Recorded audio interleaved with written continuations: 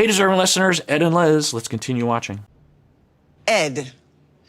I would like to say this fight started because the spiciness happened. She's a vegan. That dish was not vegan. There was a buildup. I mean, Liz, that's a joke. What you just said was a total lie. What am I leaving out? You are such a liar. I'm so sorry. Okay, this is exactly... Okay, that got off the rails real quick. Liar. Yeah.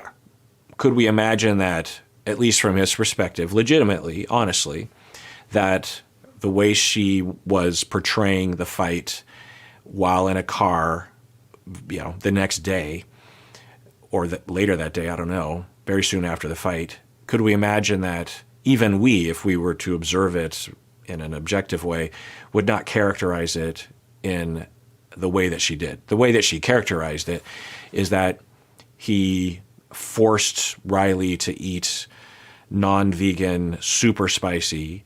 She casually, calmly objected, and then he blew up and called off the wedding.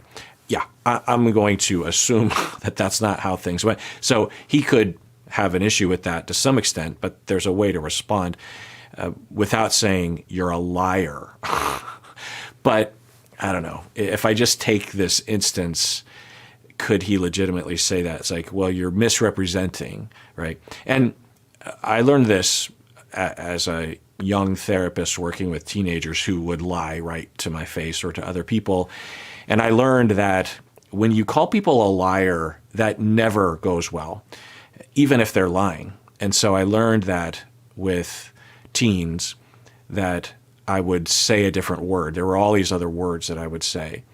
I would say things like, oh, well, you're misrepresenting, or I remember something differently. Or if you work with kids or you have kids yourself that might engage in this, you know this very well, that there are certain trigger words that will never go over well, even if you're in the right. So, I just can't imagine. By the way, there's a backdrop to this scenario that seems clear, that every other cast member, particularly the women, hate Ed.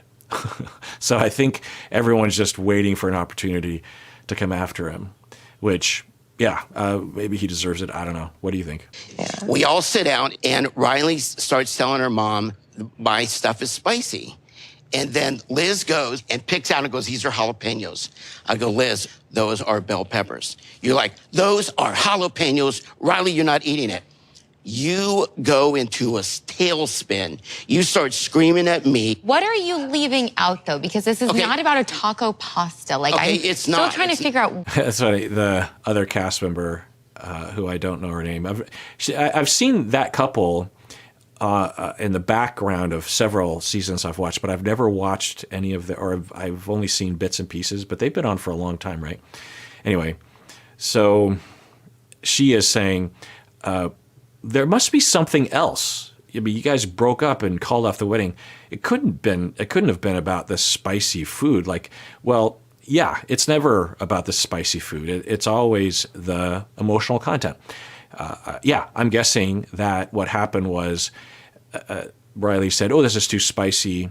And then she was worried. And she has a narrative that might be at least half true, if not fully, but probably has some exaggeration to it, as we all will when we build up resentments about our partners. That the narrative is that she has is that he is completely irresponsible and gross and doesn't clean up after himself, and that might be. There seems to be some evidence of that, but either way, that's the narrative, and so she might have quickly jumped, assuming that he had irresponsibly fed Riley something horrible. And, she's mom, and so she is going to be worried. And so she jumps to conclusions, maybe, let's just say. Pulls out green peppers, says this is jalapeno. Well, it doesn't really matter if it's a jalapeno or not, because Riley thinks it's too hot. And maybe Liz overreacted. Maybe all Riley said was, this is a little too hot, and instantly Liz got really upset. Fine, it doesn't matter. But, she does that not nearly as much as Ed is portraying, right? And we can absolutely imagine Ed getting triggered because of his shame and his issues around any sort of criticism, and he just immediately goes on the offensive. We can imagine that, right? Liz, you're overreacting. You're being immature. So, you know, and then they're off to the races. And then, you know, boom, boom, boom, boom, escalation, escalation, escalation, yell, yell, yell. You never listen to me. You're immature. You don't care about my kid. Yes, I do. You're a worse mom because of this. You know, you could absolutely imagine that. And then call it the wedding. So, yeah, that's it. So it's not about the spice. It's what happens afterwards. It's the resentment. It's the way they talk about each other. It's the narrative. It's their own lack of awareness of their triggers, particularly him. Liz didn't lose her temper. She came unwound. She comes unglued. The first time she ever did it in front of my family, my sister saw it. I was embarrassed.